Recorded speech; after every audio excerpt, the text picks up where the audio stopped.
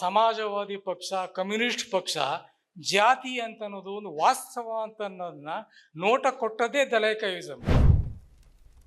ದಲೈಕಾಯಿಸಮ್ ಅಂತಂದ್ರೆ ಇನ್ನೇನಿಲ್ಲ, ದಲಿತ ಲೇಖಕರು ಮತ್ತು ಕಲಾವಿದ ಯುವ ಜನರ ಸಂಘಟನೆ ಅಂತನನ್ನೇ ಆಗಿ ದಲೈಕಾಯಿಸಮ್ ಅಂತ ಇದೆ.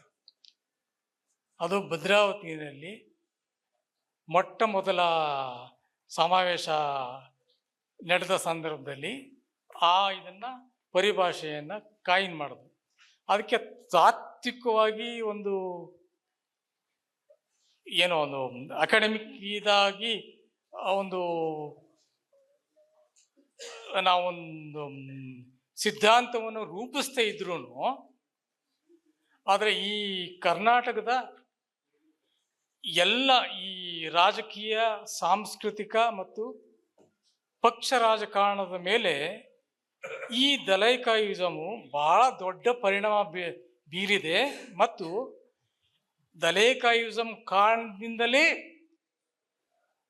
ಸಮಾಜವಾದಿ ಪಕ್ಷ, ಕಮ್ಯುನಿಸ್ಟ್ ಪಕ್ಷ ಜಾತಿ ಅಂತ ಅನ್ನೋದು ಒಂದು ವಾಸ್ತವ ಅಂತ ಅನ್ನೋದನ್ನ ನೋಟ ಕೊಟ್ಟದೇ ದಲೈಕಾಯಿಸಮ್. ಅದು ತನಕ ಅವರು ಈ ದಲಿತರ ಮೇಲಿನ ಜಾತಿಯ ಅಟ್ರಾಸಿಟೀಸ್ ಮೇಲೆ ಕಣ್ಣೆತ್ತು ನೋಡ್ತಿರ್ಲಿಲ್ಲ, ಅದ್ರ ಬಗ್ಗೆ ಇದನ್ನೂ ಮಾಡ್ತಿರ್ಲಿಲ್ಲ. ಕೆಲವು ಘಟನೆಗಳ ದಲಿತ ಮತ್ತು ಬಂಡಾಯ ಸಮಾವೇಶ ಆಗೋದಕ್ಕೂ ದಲಿತ ಸಾಹಿತ್ಯವೇ ಕಾರಣ.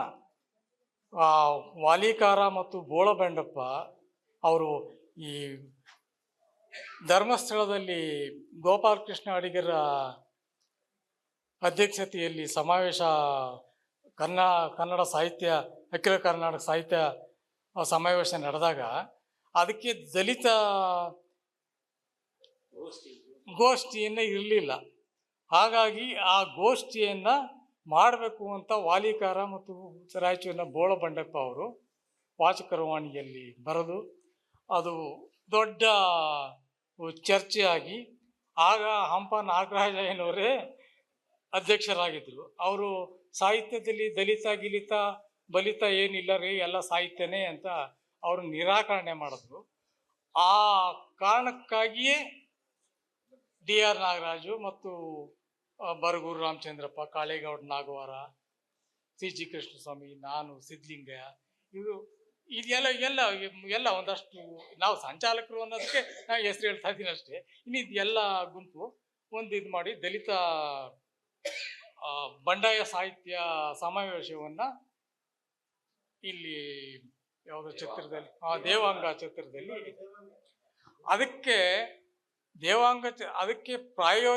ಪ್ರಾಯೋಜನೆ ಮಾಡಿದ್ದೇ ದಲಿತ ಸಂಘರ್ಷ ಸಮಿತಿ. ಅದಕ್ಕೆ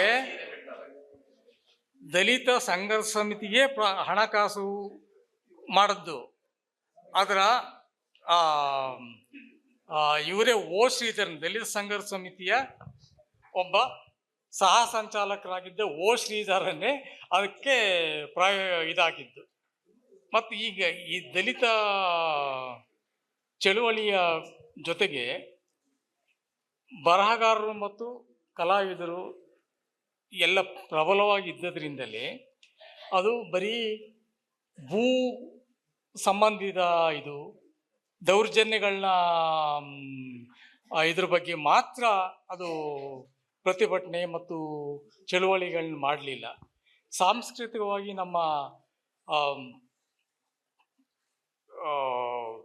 ತಿಂದಾಗ್ತಾ ಇರುವಂಥ ಬೆತ್ತಲೆ ಸೇವೆ ಅಂತ ಇದನ್ನ ಓಕ್ಲಿ ಅದಕ್ಕೆ ಚಳುವಳಿ ಮಾಡಿ ಅದನ್ನು ನಿಷೇಧ ಮಾಡೋದಕ್ಕೂ ದಲಿತ ಸಂಘರ್ಷ ಸಮಿತಿಯೇ ಕಾರಣ, ದಲಿತ ಸಂಘರ್ಷ ಸಮಿತಿ ಚಳುವಳಿಯೇ ಕಾರಣ.